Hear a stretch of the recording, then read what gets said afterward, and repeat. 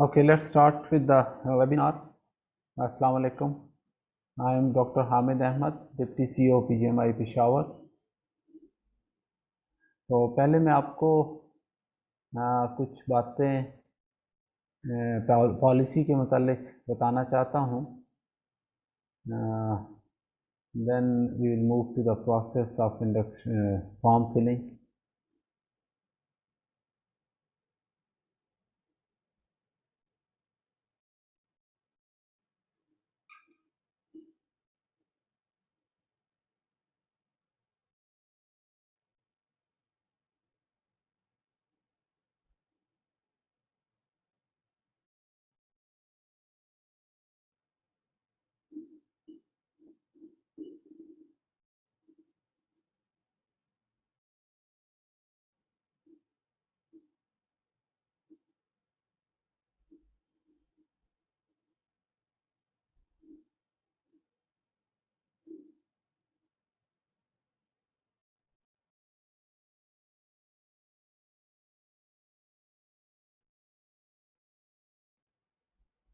Okay, diploma is almost same.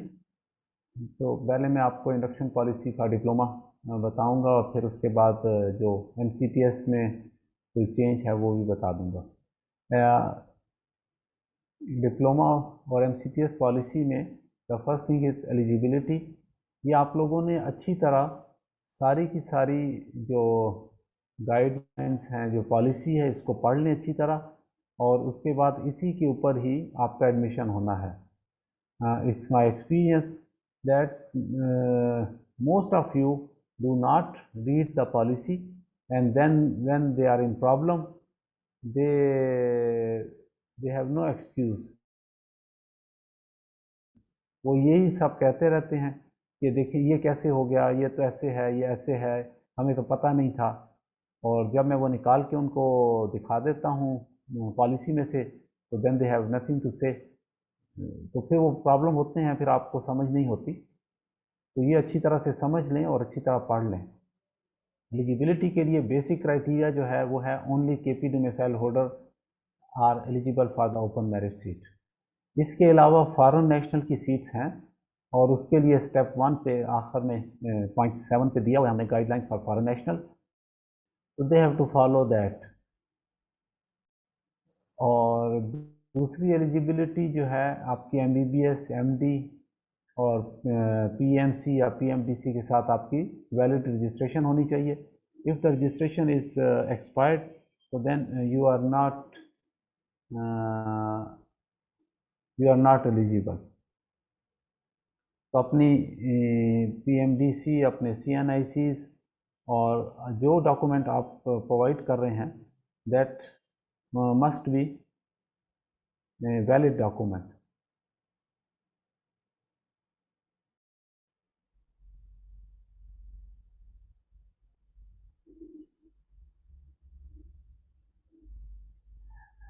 Second thing is आपने 4,000 processing fee, this processing fee is not refundable. वो आपने bank में या जैस cash is the most easiest वे.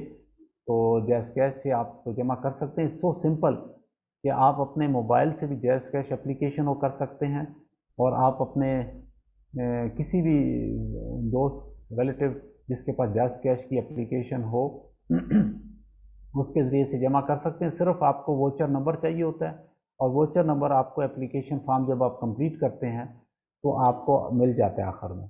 उस voucher number को आप किसी को भी सेंड कर दें, वो उसके ऊपर पैसे जमा करवा देता है और आपके पोर्टल पे आपको मालूम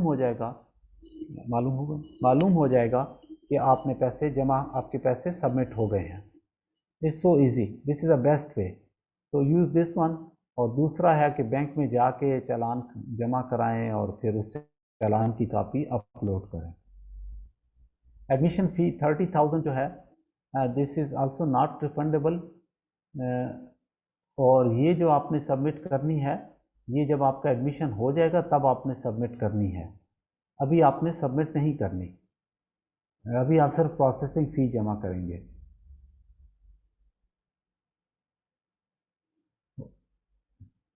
फॉरेन नेशनल्स अगर कोई सुन रहे हों तो उनके लिए कि if they are any problem, अगर उनमें कोई भी प्रॉब्लम है तो वो हमारे पास PGMI आके उसको समझ लें प्रोसेस को।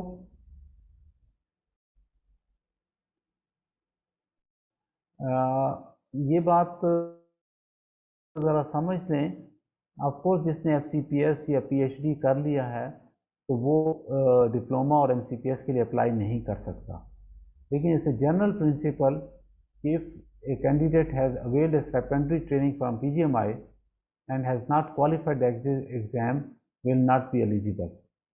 तो जो लोग इसमें आगे डिटेल भी दी हुई है वो आपको समझ आ जाएगी। डोमिसाइल पॉलिसी जो है, female candidates upon marriage shall assume domicile of her husband, meaning that after marriage domicile of husband will be considered as domicile of female candidate. तो ये अच्छी तरह समझ लें, मैरिज के बाद फीमेल एप्लीकेंट जो है अपने हस्बैंड का डोमिसाइल उसका चलेगा। अगर हस्बैंड का डोमिसाइल KP का है तो वो एलिजिबल है, अगर हस्बैंड का डोमिसाइल नॉन KP है तो वो नॉट एलिजिबल है। दूसरा पॉइंट बड़ा इंपॉर्टेंट ये है कि permanent address on CNIC of the domicile holder. अगर डोमिसाइल होल्डर जो है वैलिड डोमिसाइल होल्डर अगर एप्लीकेंट खुद है तो उसके CNIC के ऊपर परमानेंट एड्रेस KP का होना चाहिए। और अगर वो खुद डोमिसाइल एप्लीकेंट खुद डोमिसाइल होल्डर नहीं है बल्कि वो हस्बैंड के डोमिसाइल पे अप्लाई कर रहे हैं तो उस सूरत में हस्बैंड के CNIC पे उसका परमानेंट KP का होना चाहिए। वो डिप्लोमा और MCPS दोनों में यही है कि MBBS BDS जो भी आपने किया हुआ है उसके मार्क्स का वेटेज 40% है और PGMI एंट्रेंस टेस्ट जो ईटा के ज़रिए से लिया जाएगा वो 50% है और इंटरव्यू के मार्क्स हैं 10%। So for interview you have to come in person ताकि आपका इंटरव्यू के मार्क्स उसमें ऐड ऑन हो सके। प्रोफेशनल मार्क्स कैलकुलेट करने का तरीका दिया हुआ है और उसके बाद फॉर्मेट ऑफ एंट्रेंस टेस्ट है। तो ये अच्छी तरह आप देख लें और समझ लें। और इसके साथ नीचे जो है उन बुक्स जो हमने ईटा को जो भेजा है, बेसिकली ये वो सारी इंस्ट्रक्शन है जो हमने ईटा को दी हैं पेपर फॉर्मेशन के लिए कि इसमें वेट फॉर्मेट क्या होगा, परसेंटेज ऑफ डिफरेंट MCQs क्या होगी और किन बुक्स से ये MCQs आएंगे वो बुक्स लिखी हुई हैं, वो सारे आपके सामने हैं। और इसके मुताबिक होगा। फिर डेंटिस्ट्री का जो डिप्लोमा है, diploma in dentistry clinical dentistry, तो उसमें भी बुक्स और जो पेपर का फॉर्मेट है वो दिया हुआ है। जो ऑलरेडी एनरोल्ड ट्रेनीज़ हैं उनके लिए गाइडलाइंस दी हुई हैं कि एनरोल्ड विद PGMI पेशावर इन जुलाई 2021 में जितने लोग हमारे पास जिनको स्लॉट एलोकेशन हुआ था वो एलिजिबल नहीं है। Enrolled with PGMI Peshawar before जुलाई 2021, जो जुलाई 2021 से पहले जिनको स्लॉट अलाट हुआ था तो वो एलिजिबल हैं provided they refund their stipend which they receive during their previous training. तो अगर उन्होंने किसी डिप्लोमा में किसी MCPS में 2, 3, 4, 5, 6 महीने काम किया है फिर छोड़ दिया था तो they can apply again, but अगर उन्होंने कोई स्टाइपेंड लिया है तो स्टाइपेंड उनको वापस करना होगा और फिर वो एलिजिबल होंगे। एनरोल्ड इन डिप्लोमा, जो डिप्लोमा में एनरोल्ड हुए हैं इससे पहले, तो all those trainees who have completed diploma course are eligible for his induction if they have successfully completed the training, that means have passed exit exam. Yeah, they have completed the training but have not passed exit exam, they can apply for this induction training provided they refund their stipend which they received during their previous training. Reserve seats, one seat is reserved for foreign national in DA and DCP। और उसके अलावा foreign national जो बाकी diplomas हम announce नहीं कर रहे, अगर उसमें से भी किसी में वो करना चाहें तो they can contact PGMI during this same period. फिर इसमें बहुत सारे पॉइंट्स जो है ना वो डिफरेंट गाइडलाइंस हैं जो पॉलिसी मैटर्स हैं तो वो दिए हुए हैं, जिसमें से बड़ी बड़ी चीज़ें ये हैं कि ये आप अच्छी तरह समझ लें कि अगर आपने पीजीएमआई से एक ट्रेनिंग की है और उसको दरमियान में छोड़ दिया है तो ट्रेनिंग स्टाइपेंड जो है वो ट्रेनिंग के लिए मिलता है। अगर आपने ट्रेनिंग कंप्लीट की है, कंप्लीट का मतलब होता है कि if you have pass the exit exam, तो फिर तो वो ट्रेनिंग कंप्लीट हो गई, that is okay. But if you leave the training mid way, तो उस सूरत में अगर आप दूसरी ट्रेनिंग के लिए आएंगे तो you have to refund the stipend. फिर इसमें दिया हुआ है कि रेजिग्नेशन की पॉलिसी, जिसने रिज़ाइन किया है पीजीएमआई से तो he can come for the next induction, लेकिन जिसने टर्मिनेशन जिसकी हुई हुई है तो टर्मिनेशन वाले लोग जो हैं दोबारा 2 इंडक्शन में अप्लाई नहीं कर सकते, उसके बाद आ सकते हैं। और ये आखिर में गाइडलाइंस फॉर फॉरेन नेशनल्स हैं, ये फॉरेन नेशनल्स अच्छी तरह से पढ़ लें। इसी तरह जो एमसीपीएस की पॉलिसी है उसमें भी यही पॉइंट हैं, इसी तरह ही है, उसमें ज़्यादा फ़र्क नहीं है। सिर्फ इतना है कि वो एमसीपीएस सीपीएसपी के साथ होगा और डिप्लोमा जो है वो केएनयू करवाएगी। तो इसको मेरी रिक्वेस्ट है कि आप अच्छी तरह से पढ़ लें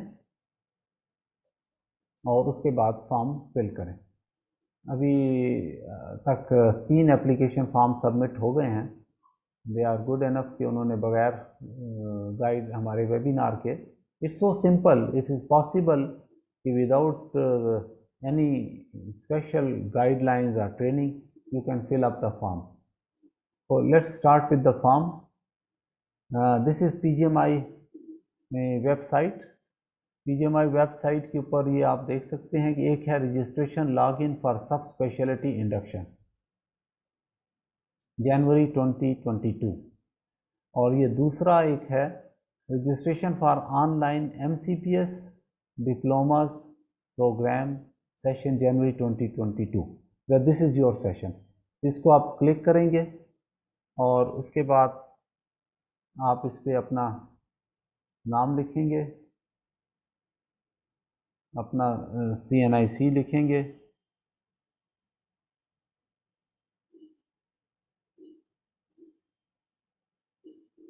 वाट एवर इट इज़, और फिर आप अपना पासवर्ड लिखेंगे।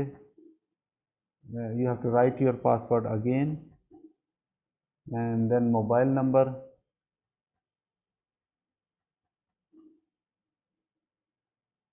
और उसके बाद आपने अपना ईमेल लिखना है।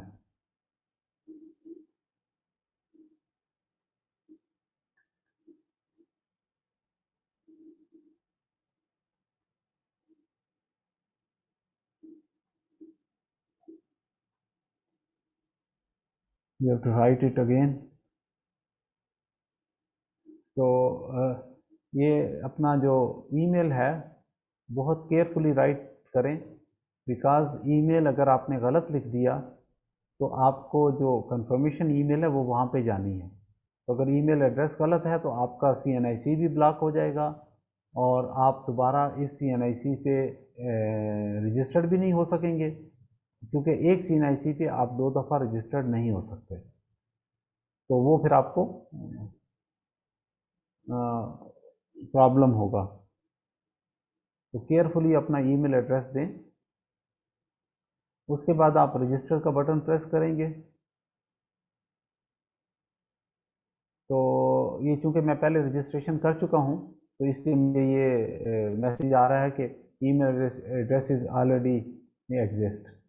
तो जब आप ये रजिस्ट्रेशन करेंगे तो आपको ईमेल आएगा और ये आप अपने ईमेल पे जाएंगे तो उधर ये ईमेल आया होगा कि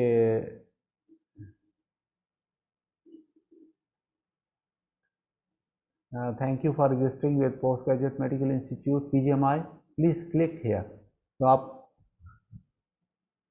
इसमें आपका CNIC नंबर भी दिया होगा और इस ईमेल में आपका पासवर्ड भी दिया होगा।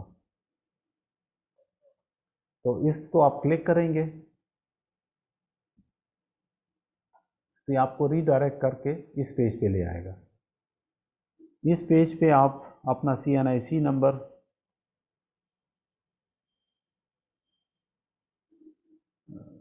देंगे और अपना पासवर्ड देंगे।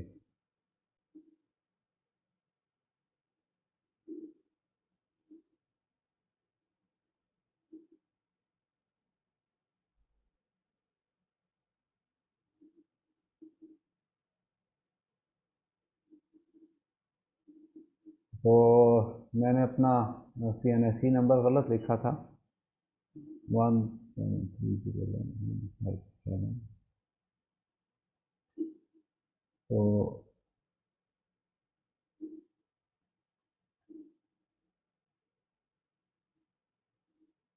ये आपके सामने ये फॉर्म खुल जाएगा। अगर आपको किसी वजह से आपका पासवर्ड भूल जाए तो आप यहाँ पे पासवर्ड रिकवर के लिए आई फॉरगॉट माय पासवर्ड दिया हुआ देंगे। इस पर आप अपना CNIC लिखेंगे।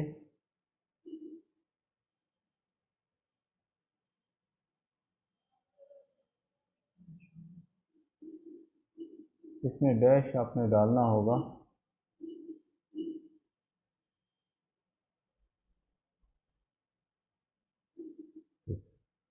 तो आप उसको भेज देंगे। तो ये आपको मैसेज देगा, password is send to your email. Email address भी आपका नज़र आ रहा है। आप उस ईमेल को खोलें और उसके अंदर ये ईमेल आई हुई है, रीसेंड पासवर्ड। रीसेंड पासवर्ड को आप खोलेंगे, उसके अंदर ये पासवर्ड दिया हुआ है। तो आप वापस अपने उस पेज पे जाके जब ये पासवर्ड देंगे तो you will reach to this page. इस पेज के ऊपर एडवर्टीजमेंट भी दी हुई है, इंडक्शन पॉलिसी फॉर MCPS भी है, इंडक्शन पॉलिसी फॉर डिप्लोमा भी है, और बेसिक इंफॉर्मेशन हैं आपके लिए कि करेक्ट इंफॉर्मेशन आपने देनी है। और हेल्पलाइन का नंबर है। इस हेल्पलाइन के ऊपर आप अगर आपकी कोई क्वेरी है, कोई प्रॉब्लम है, तो आप कांटेक्ट कर सकते हैं। लेकिन रिमेंबर वन थिंग कि बहुत सारे लोग मैसेज कर देते हैं कि मैं लॉगिन नहीं हो सकता, या मेरा ये प्रॉब्लम है, मेरा ईमेल नहीं आया। तो आई डोंट नो कि वो कैसे सोचते हैं कि without introducing your self you want to solve your problem. How is it possible?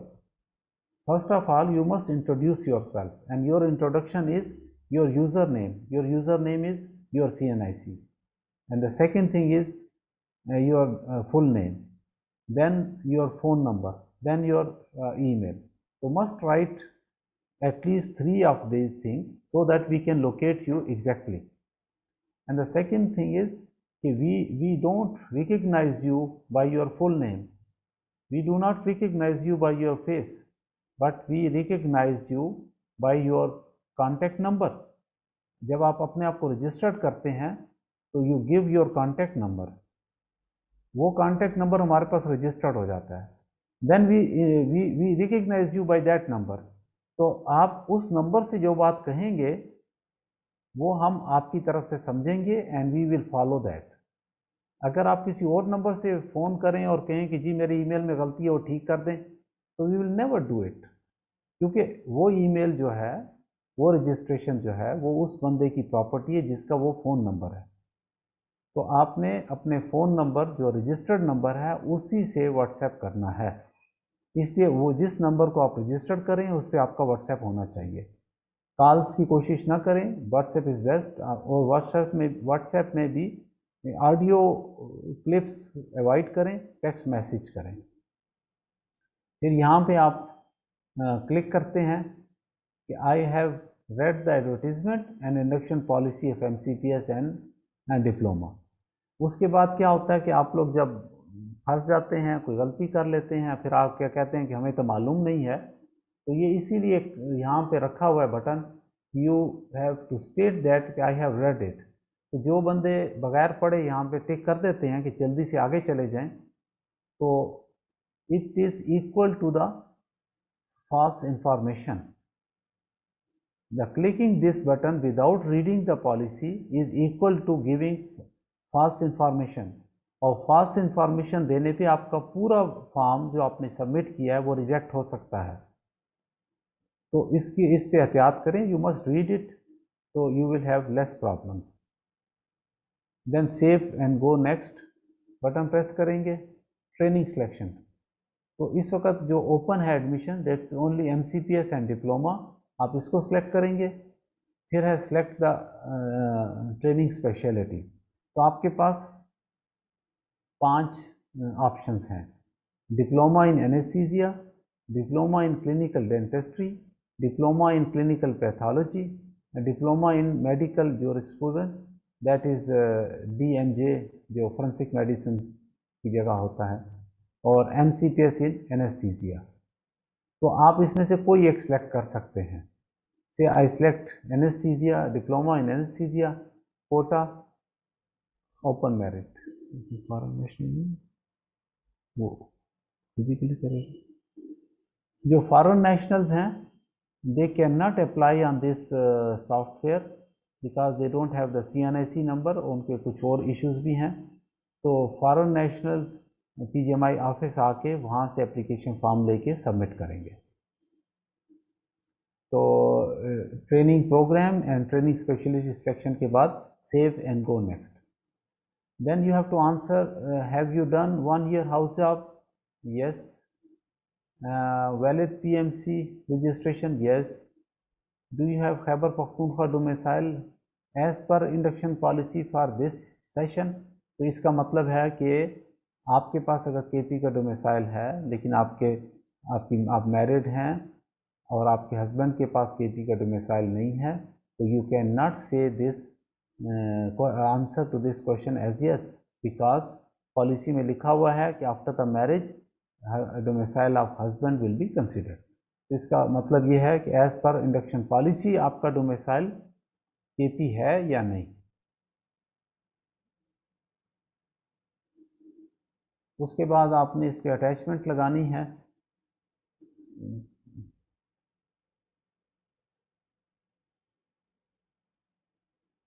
Attachment आपकी सारी JPG में होनी चाहिए और उनका साइज़ 1 MB से ज़्यादा नहीं होना चाहिए। तो अपने हाउस जॉब के 2 सर्टिफिकेट हैं, वो आप अटैच करेंगे। और अगर आपके पास एक ही सर्टिफिकेट है 1 year का इकट्ठा, तो उस सूरत में आप दोनों जगहों पे वही अटैच कर लें। PMDC रजिस्ट्रेशन, तीनों अटैचमेंट के बाद सेव एंड गो नेक्स्ट। ये आ जाता है आपकी पर्सनल इंफॉर्मेशंस। तो पर्सनल इंफॉर्मेशंस आपने देनी है। फुल नेम जो आप पहले दे चुके हैं, ये वही यहाँ पे खुद ब खुद डिस्प्ले होगा। You can not edit it here, तो इसलिए आपने वहाँ पे अपना नाम सही तौर पे देना है। यहाँ पे फिर आप एडिट नहीं कर सकते। फादर नेम CNIC आपका वही आएगा जो आपने वहाँ दिया था। उसके बाद डेट ऑफ बर्थ आप कैलेंडर से भी सिलेक्ट कर सकते हैं और आप डायरेक्ट भी लिख सकते हैं। मंथ, डे और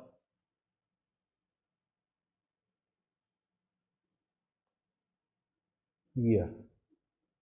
उसके बाद ईमेल एड्रेस वही आएगा जो आपने वहाँ दिया था।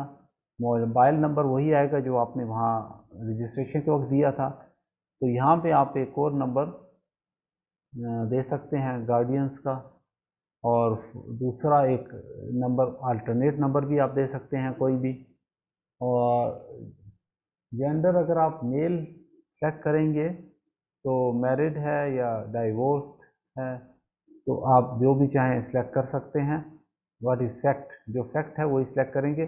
इफ़ फीमेल, तो इफ़ फीमेल इज़ सिंगल तो उसे अपना डोमिसाइल देना है, but if the female is married तो उससे फिर उसके हस्बैंड का डोमिसाइल भी पूछा जाएगा। अपना डोमिसाइल आप खैबर पख्तूनख्वा, डिस्ट्रिक्ट आपने देना है, और हस्बैंड का डोमिसाइल खैबर पख्तूनख्वा, और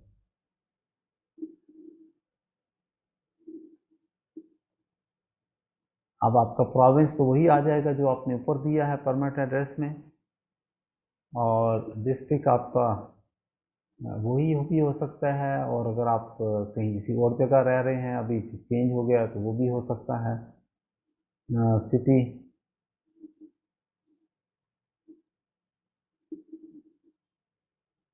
भी एड्रेस आपने देना है,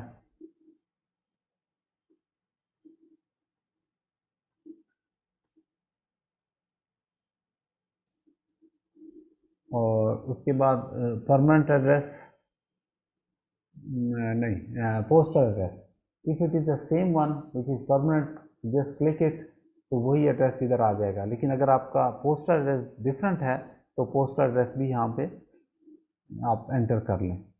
फिर अटैचमेंट्स हैं, CNIC है, back side of the CNIC है, डोमिसाइल फ्रंट साइड है, डोमिसाइल बैक साइड है, हस्बैंड CNIC है, husband CNIC second side, domicile, और फीमेल के लिए फिर कंप्यूटराइज निकाहनामा। कंप्यूटराइज निकाहनामा ही निकाहनामा होता है, जो बाकी गांव में होता है वो नहीं होता। और हस्बैंड के अपने फीमेल के CNIC पे हस्बैंड का नाम होना चाहिए, तो देन यू कैन, मतलब इट इज़ एक्सेप्टेबल। तो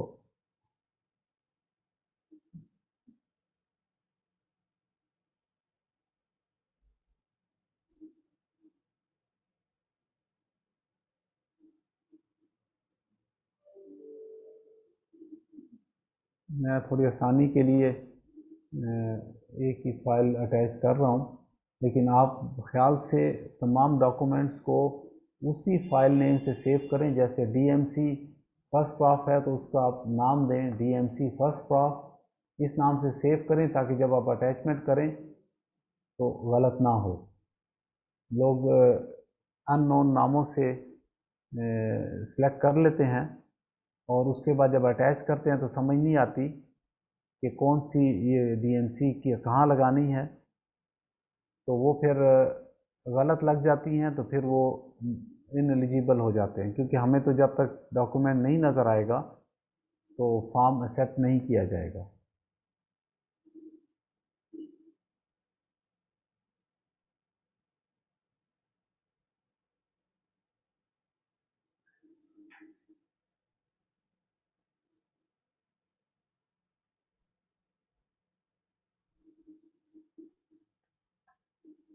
हाँ, एक चीज़ रह गई, पिक्चर।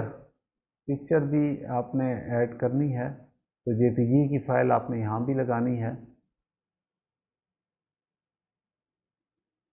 तो ये फाइल मैंने लगा दी है, मैं तो एक डॉक्यूमेंट है उसी की पिक्चर लगाई है। तो now this is complete, save and go.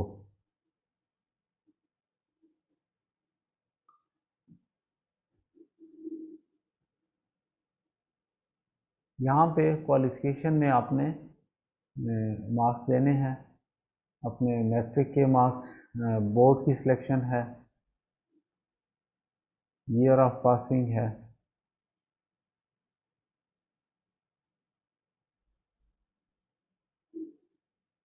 Marks obtain,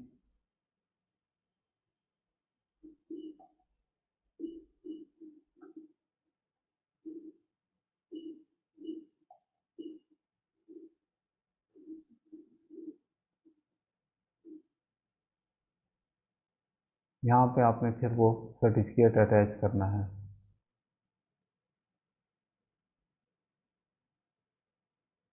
और ऐड क्वालिफिकेशन, तो ये आपकी क्वालिफिकेशन नीचे आ गई। और उसके बाद इसमें अगर आपसे गलती हो गई है, कोई चीज़ आपने गलत लिखी है, अटैचमेंट आपकी गलत है, तो आप इसको डिलीट कर सकते हैं। ये डिलीट हो जाएगा और आप दोबारा से एंटर कर सकते हैं। वो लेवल आपका या मैट्रिक आपका ऐड हो गया, अब आप सेकेंड ईयर का अटैच करेंगे।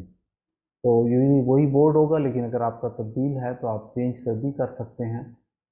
ईयर आपका वो 15 था तो ये 17 आ गया, but you can change it. अगर आप में फेल हो गए हैं तो लेट एग्ज़ाम दिया तो you can change it.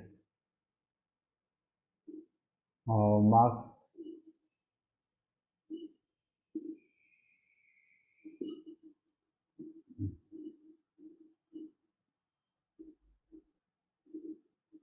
File attach करनी है।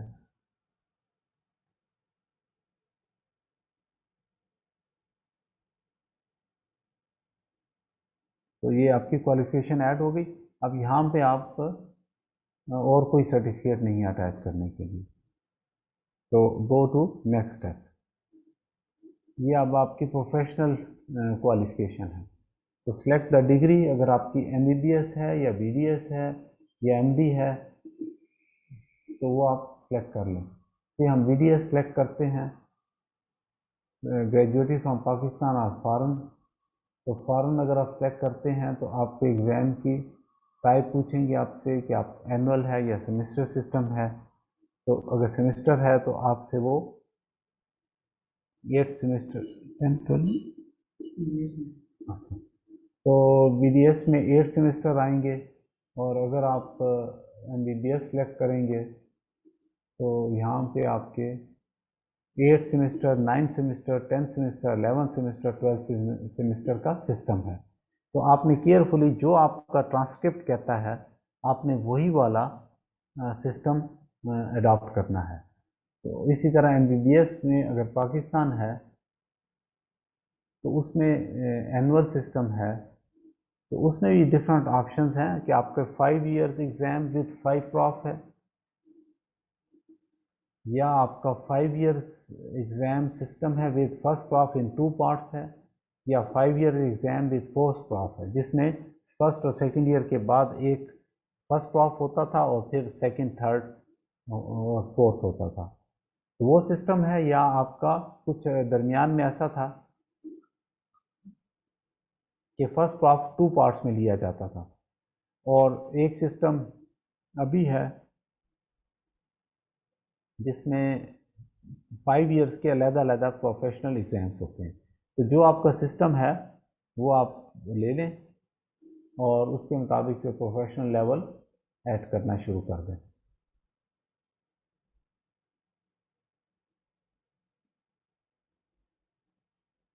ईयर ऑफ पासिंग,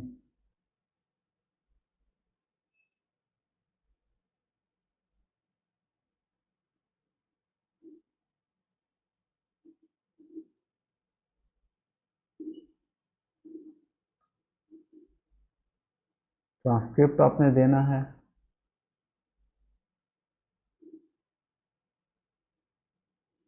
और अपनी डिग्री भी अटैच करनी है। ट्रांसक्रिप्ट पे ये ख्याल रखें कि आपके नंबर एग्जैक्टली यही लिखे हुए होने चाहिए, यानी 456 और 500। अगर किसी के ट्रांसक्रिप्ट पे टोटल मार्क्स नहीं लिखे हुए, बास चाइना की यूनिवर्सिटी हैं वो सिर्फ स्कोर लिखती हैं और टोटल मार्क्स नहीं लिखे होते। अगर टोटल मार्क्स नहीं लिखे हुए तो हम आपके लिखने से एक्सेप्ट नहीं करेंगे, और उन सब लोगों को 60% डायरेक्ट 60% मार्क्स मिलेंगे। ये पॉलिसी में लिखा हुआ है कि if the DMC is not available. DMC not available होने का मतलब है कि या तो DMC मिली नहीं या मिली है और उसके पास नहीं है। अब DMC ना मिलने की सूरत ये होती है कि सबके पास एक DMC के नाम का सर्टिफिकेट तो होता है, लेकिन DMC उसको कहते हैं जिसके अंदर टोटल मार्क्स भी हों, मार्क्स ऑब्टेन भी हों। अगर मार्क्स ऑब्टेन नहीं दिए हुए तो इसका मतलब है कि दिस इज़ नॉट एक्सेप्टेबल। या मार्क्स ऑब्टेन दिए हुए हैं, टोटल मार्क्स नहीं दिए, तो परसेंटेज कैलकुलेट करने के लिए you need two factors, marks obtain and total marks. तो इसलिए जब परसेंटेज कैलकुलेट नहीं हो सकती तो ये consider it as DMC is not available. जरा कम कर दें। DMC is not available, and when the DMC is not available, then 60% marks will be awarded. First prof हो गया।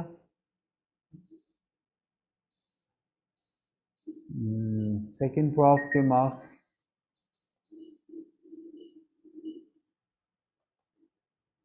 डिग्री आपकी लग गई है, वो आप ज़रूरत नहीं है दोबारा करने की, और आपने अपना ट्रांसक्रिप्ट अटैच करना है। और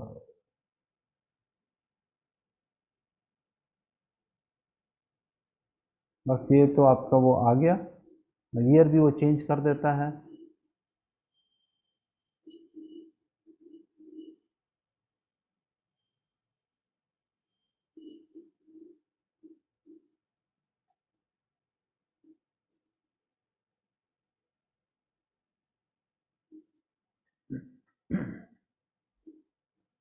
So this then comes the final prof।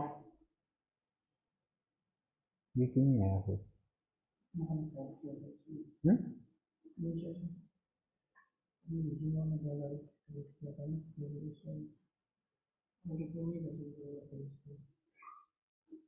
अच्छा, बार ये मैंने ईयर ऑफ पासिंग इधर गलती कर ली थी, तो अगर ये गलत हो गया है तो यू कैन डिलीट इट। ठीक हो गया।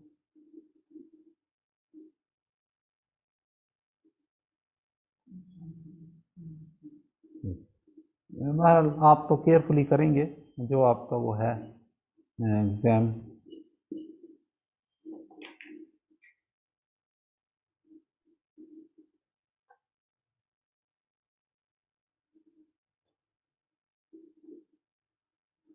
हाँ, फाइनल प्रॉफ आ गया, इसके मार्क्स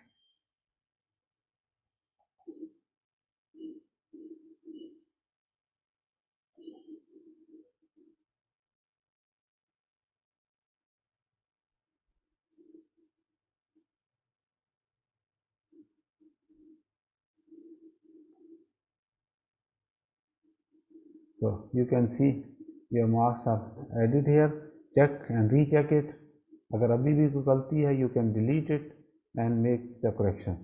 अगर आप गलत करेंगे तो as per policy गलत information, wrong information, fake information मतलब it makes you liable to rejection of your form। Edit all professional levels, go to next step। Enter your current job। जो इस वक्त आपकी जॉब है, आप अगर एम्प्लॉयड हैं, कहीं पे काम करते हैं, तो वो आप एम्प्लॉयड सेलेक्ट करेंगे, तो आपसे हॉस्पिटल का नाम और ये जॉब डिस्क्रिप्शन वगैरह पूछेंगे। Job type is very important कि आप गवर्नमेंट के परमानेंट एम्प्लॉई हैं, गवर्नमेंट के एम्प्लॉई ऑन कॉन्ट्रैक्ट हैं, या आप employee of autonomous bodies, MTI semi autonomous bodies हैं, या employee of a private sector organization. तो आपने इसके हिसाब से एक क्लिक करना है। और अगर आप एक अपॉइंटमेंट डेट और वो देनी है, और ये एक चीज़ है कि NOC, लेकिन अगर अभी आपके पास अवेलेबल नहीं है तो it can be given later on. तो I take it as unemployed. Save. अच्छा, यहाँ तक आपने सेव कर लिया है, तो अगर आप फिर रिव्यू करना चाहते हैं तो आप अपने पर्सनल इंफॉर्मेशन पे जाके इसको रिव्यू कर सकते हैं। इसमें अगर कोई चेंज करना है तो आप चेंज कर सकते हैं, और उसको फिर से आप दोबारा अपडेट कर सकते हैं। तो हम पहुंच गए थे सर्विस, मतलब एनी स्टेप आप वापस जा सकते हैं। अनएम्प्लॉयड, प्रीवियस ट्रेनिंग, अगर आपकी कोई भी प्रीवियस ट्रेनिंग है तो यू मस्ट राइट डाउन कि वो क्या ट्रेनिंग थी, ट्रेनिंग प्रोग्राम क्या था, वार्ड और हॉस्पिटल कौन सा था, सिटी कौन सी थी, और स्पेशलिटी क्या थी, एनरोलमेंट डेट क्या थी, लीविंग कंप्लीशन डेट क्या थी, RTMC रजिस्ट्रेशन अगर CPSP के साथ था तो वो क्या थी, ट्रेनिंग ड्यूरेशन कितनी की है आपने, और ट्रेनिंग स्टॉप क्यों की, टर्मिनेट हो गए, रिज़ाइन कर दिया, या कंप्लीट कर ली थी, एग्ज़िट एग्ज़ाम पास कर लिया था, या करंट ट्रेनिंग है। करंट ट्रेनिंग का मतलब है कि अभी आप ट्रेनिंग कर रहे हैं और उसके आप कंटिन्यूशन करना चाहते हैं। फॉर एग्ज़ाम्पल MCPS अगर किसी ने कोई कर रहा है किसी और जगह पे और now they want to join PGMI, तो वो अभी अप्लाई करते हैं। तो करंट ट्रेनिंग है, तो करंट ट्रेनिंग का मतलब है कि अगर उसकी सिलेक्शन हो गई तो फिर वो रिज़ाइन करके यहाँ आएगा। तो if you do not have any previous training to no mode of payment. Mode of payment पे जब आप जाएंगे तो आपके पास दो चीज़ें आती हैं। एक है MCV का चालान, ये आपके पास चालान बन गया कि एनेस्थीसिया डिप्लोमा के लिए मैंने अप्लाई किया है, तो 4000 रुपीज़ मुझे जमा करना। तो यहाँ पे ऊपर लिखा हुआ है प्रिंट द चालान। आप चालान प्रिंट करेंगे, बैंक ले जाएंगे, जमा कराएंगे और फिर वापस आके यहाँ पे आपने चूज़ द चालान जो आपने किया है वो उस फाइल को आप अटैच करेंगे your when application is complete. और अगर आप MCB की जगह जैज़ कैश सेलेक्ट करते हैं तो इसमें आप जनरेट पेमेंट वोचर पे आ जाएंगे। आप इसे क्लिक करेंगे, पेमेंट वोचर जनरेट हो जाएगा और आपके मोबाइल पे मैसेज भी आ जाएगा और आप इससे आगे जाएंगे सेव।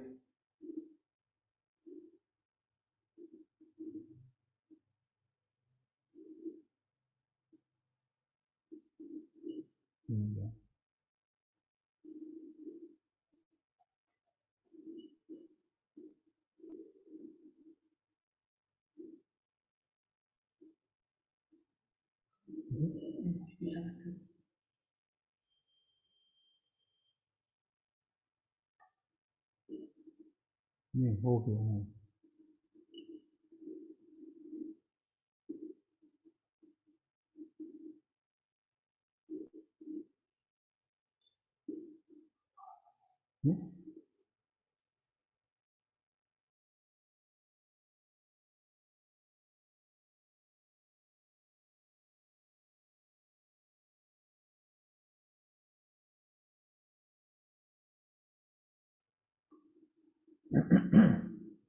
तो उसके बाद आपने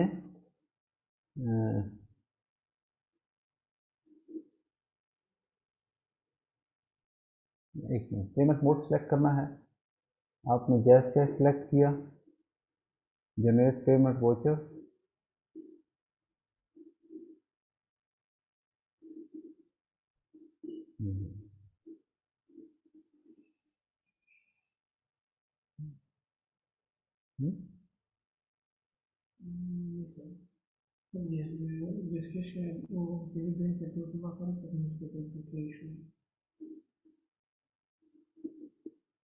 अच्छा अभी हम इसको MCB बैंक से कर लेते हैं। तो चालान प्रिंट करके हम इधर चालान अटैच कर देंगे।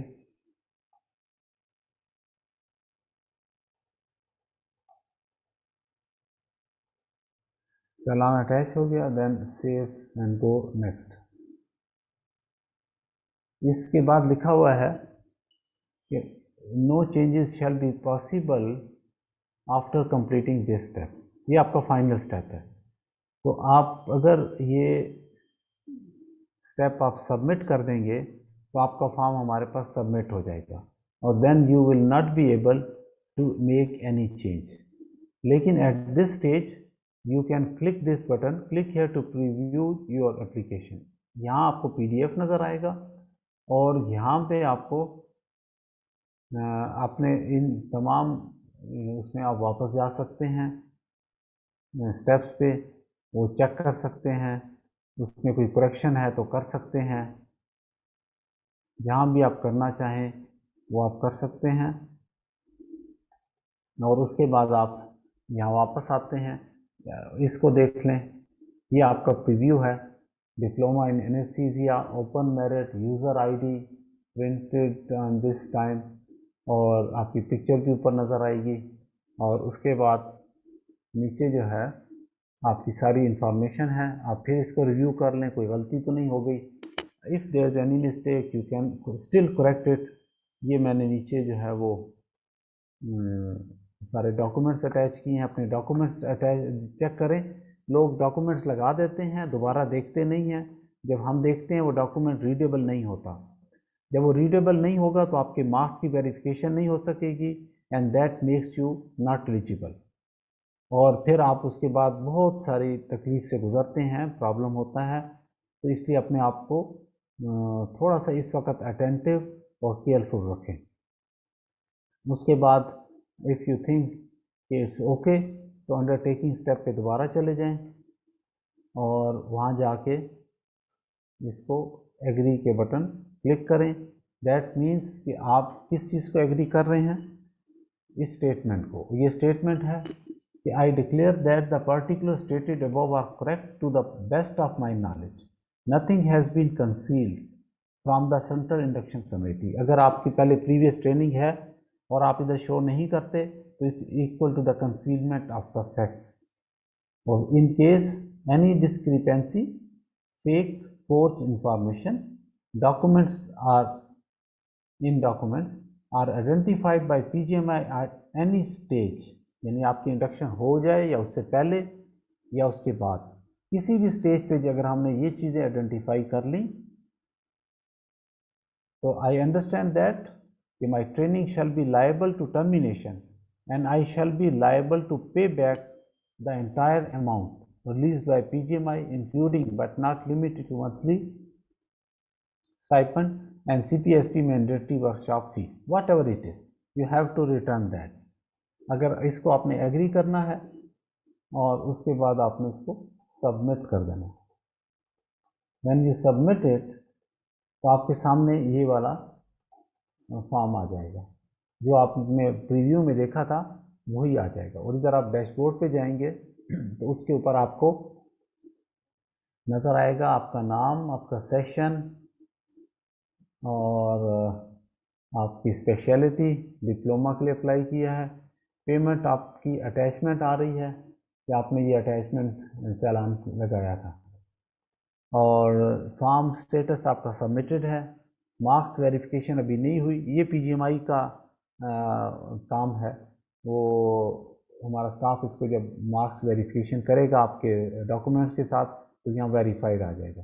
एलिजिबिलिटी वेरिफिकेशन, जब आपकी एलिजिबिलिटी के ऊपर डिसीजन आ जाएगा तो यहाँ पे एलिजिबल आ जाएगा। और ये रिव्यू ऑफ द फॉर्म है, it's available to you, you can read it again and again and find out any mistake if any. तो ये आपकी एप्लीकेशन कंप्लीट हो गई। उसके बाद इसी जगह के ऊपर बाद में आपसे कहा जाएगा प्रेफरेंसेस सिलेक्शन के लिए, तो आप यहाँ पे इस बटन को प्रेस करेंगे तो आप प्रेफरेंसेस सिलेक्शन कर सकेंगे। और अगर आप चाहते हैं कि एक और एप्लीकेशन सबमिट करें तो you can do it by clicking MCPS diploma admission form. आपने एडमिट किया और यहाँ पे आपने पॉलिसी की स्टेटमेंट दी कि मैंने रीड कर ली है। ट्रेनिंग आपकी MCPS डिप्लोमा है, ट्रेनिंग सिलेक्शन, अब आप कहते हैं मैं MCPS एनेस्थीसिया करना चाहता हूँ, कोटा आपके पास ओपन मेरिट है, और आप फिर save and go next. Eligibility criteria आप फिर क्लिक करते हैं और जॉब सर्टिफिकेट आप अटैच करने होगा।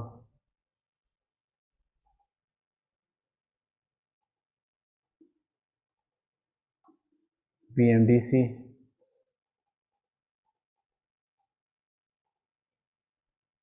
हमारा काम जल्दी करें बस।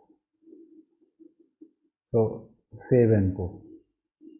अब यहाँ पे जब आप पहुँचेंगे तो विकास आपकी ये बेसिक इन्फॉर्मेशन तो चेंज नहीं हो सकती इतनी जल्दी, तो ये आपकी यही इन्फॉर्मेशन यहाँ पे होंगी जो आपने पहले एप्लीकेशन में दी।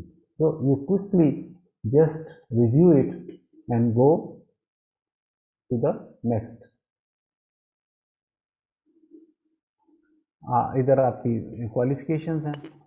अब आपकी क्वालिफिकेशन जो है वो आप दोबारा से देख सकते हैं, लेकिन अब इसको आप अमेंड नहीं कर सकते बिकॉज क्वालिफिकेशन में अमेंडमेंट पॉसिबल नहीं होती, वो वही रहती है। तो you will go to next step. Professional qualification भी आपकी अमेंडमेंट नहीं हो सकती, क्योंकि आपने अब जो दिया है एक दफ़ा, उस वक्त आपके पास चांसेस थे, multiple chances to review it. Now it is final. It is not possible कि एक एप्लीकेशन में आपके मार्क्स 1400 हों और दूसरी एप्लीकेशन में 1500 हों। So it is not editable.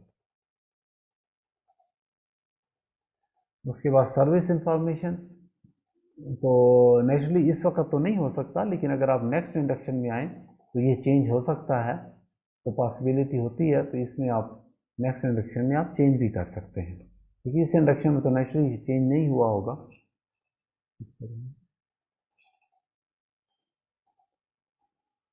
और प्रीवियस पोस्ट ग्रेजुएट ट्रेनिंग, ये आपने बहुत केयरफुली फिलअप करना है, और इसमें ये ख्याल रखें कि अगर आप टर्मिनेटेड हैं तो टर्मिनेशन की पॉलिसी में लिखा हुआ है कि टर्मिनेशन के बाद आप तो इंडक्शन में नहीं आ सकते। तो आप अगर फिर भी अप्लाई करते हैं तो you will be held responsible for that, that means you will be not eligible. तो आपको फिर उस पर चेक करेंगे।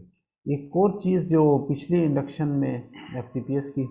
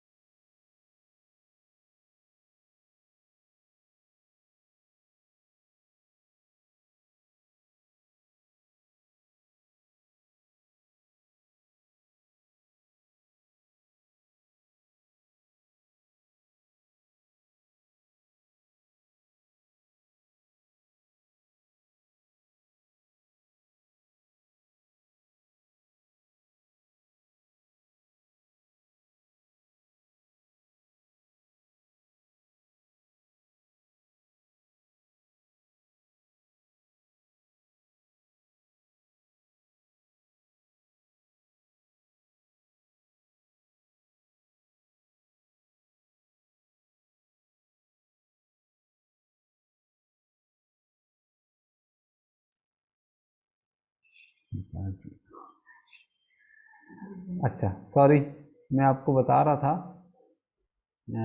इसमें थोड़ा सा इशू था, वो मैं ठीक करवा रहा था। तो ये बता रहा था कि आपने अपनी पर्सनल इंफॉर्मेशन में से पहले जब आप रजिस्ट्रेशन करते हैं तो आपने अपना CNIC नंबर देना है। बाज़ लोगों ने अपने CNIC की जगह अपने फादर का, अपनी सिस्टर का, अपने ब्रदर का CNIC दे दिया, और जब वो ईटा टेस्ट में पहुँचे तो वहाँ पे ईटा वालों ने उनको ब्लॉक कर दिया कि जिस CNIC पे इसको रोल नंबर इशू हुआ है वो उसके चूँकि भाई का था या उसके सिस्टर का था, और जो CNIC उसके पास मौजूद था वो तो उसका अपना था, उस पर उसकी पिक्चर थी, लेकिन नंबर डिफरेंट था। तो ईटा वालों ने उसका टेस्ट नहीं लिया और उसको रिजेक्ट कर दिया, उनका डिक्लेयर नहीं हुआ result. That's why they become not eligible. तो इसका ख्याल करें। ओके, प्रीवियस ट्रेनिंग जो है वो नो है। हम नेक्स्ट स्टेप पे जाते हैं, और फिर मोड ऑफ पेमेंट पे जैस कैश सेलेक्ट करते हैं। वो जो पहले मैं कर रहा था और वो ये नहीं हो रहा था, वो उसने फाइंड आउट किया। उसकी वजह ये थी कि मैंने चूँकि एक डमी नंबर लिख दिया था, मोबाइल नंबर। तो जब डमी नंबर हो तो फिर ये जैस कैश वाले उस पर वोचर इशू नहीं करते, तो इस वजह से वो नहीं हो रहा था। तो इसको जनरेट वोचर मैं जब करूँगा तो ये हाँ, तो वोचर जो है वो मेरे मोबाइल के ऊपर नंबर चला गया। लेकिन समटाइम्स आपके मोबाइल में कोई इशू होता है इसमें, अच्छा, बाज़ औक़ात मोबाइल में नंबर में कोई इशू होता है और आपको मैसेज नहीं मिलता, तो उसका अल्टरनेट ये है कि यहाँ पे प्रिंट वोचर के वोचर डिटेल लिखा हुआ है, तो ये आपको स्क्रीन पे नज़र आ जाएगा। इसको आप प्रिंट कर लें या नोट कर लें वोचर नंबर, इस वोचर नंबर पे आप पेमेंट कर दें तो आपकी पेमेंट हमें रिसीव हो जाएगी और आपको मालूम हो जाएगा।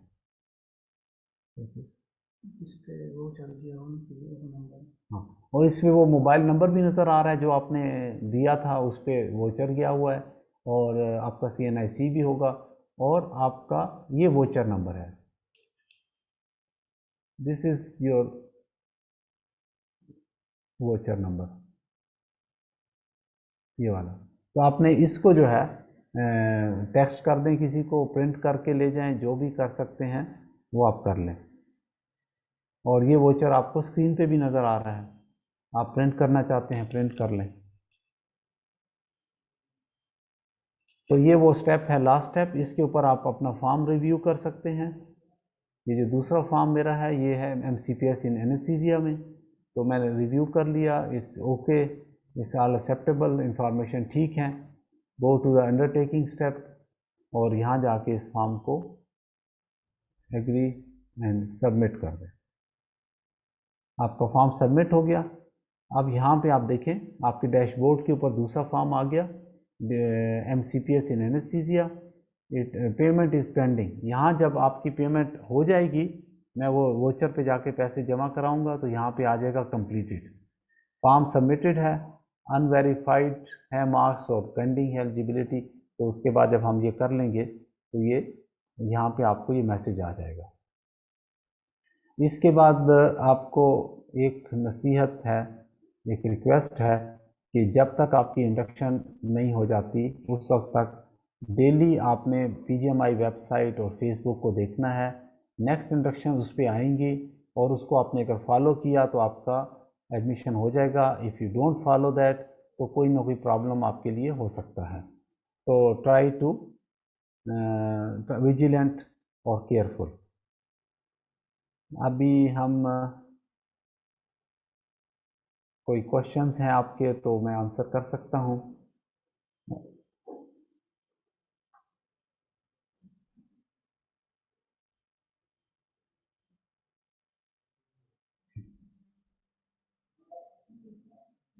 एक क्वेश्चन है कि डेंटिस्ट्री डिप्लोमा इज पेड और unpaid? It is paid.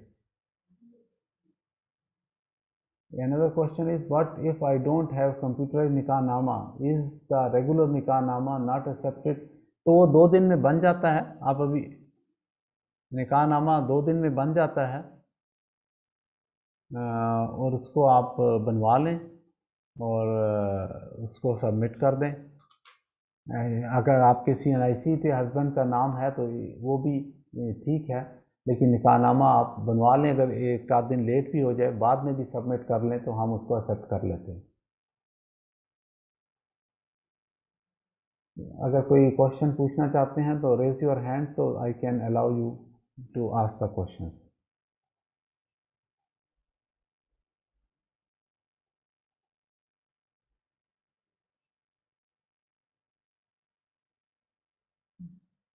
It's good. Everybody understand it well. In case misplaced PMDC certificate, can we apply with the receipt? अगर पुराना लगा दें और रिसिप्ट नए की लगा दें तो PMDC सर्टिफिकेट अगर रिसिप्ट लगा दें और साथ पुराना सर्टिफिकेट लगा दें ये तो उस पर हम प्रॉब्लम तो होता है, लेकिन ग्रीवेंसेस कमेटी में आएंगे, आप आके अपने सारे डॉक्यूमेंट्स देंगे तो वो फिर एक्सेप्ट कर सकते हैं। यस, एनेस्थीसिया MCPS का स्टाइपेंड है।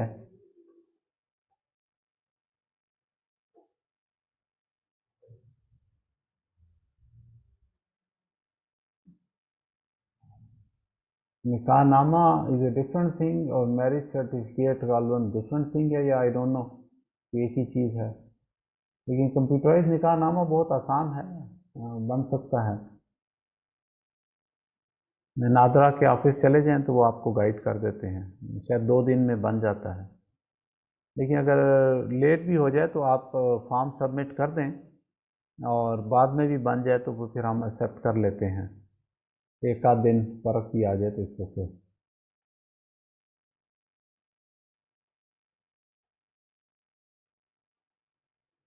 if a candidate is government job holder, does he need to mention in the form? Yes, previous आपका नहीं, आपका सर्विस इंफॉर्मेशन में आपने अगर नहीं लिखा तो इसका मतलब है कि you have given a wrong information, तो you must mention in that.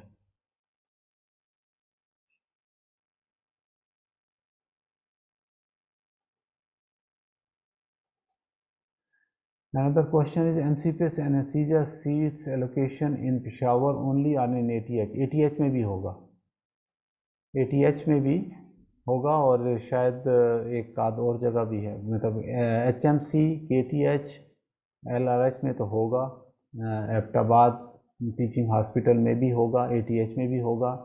इसके अलावा भी शायद एक आध इंस्टीट्यूट शामिल हो जाए तो वो फिर हम बता देंगे। Okay, thank you very much. There is no more question. Best of luck. अपना फॉर्म फिल कर लें और if any problem contact the PGMI helpline. God bless you. Okay.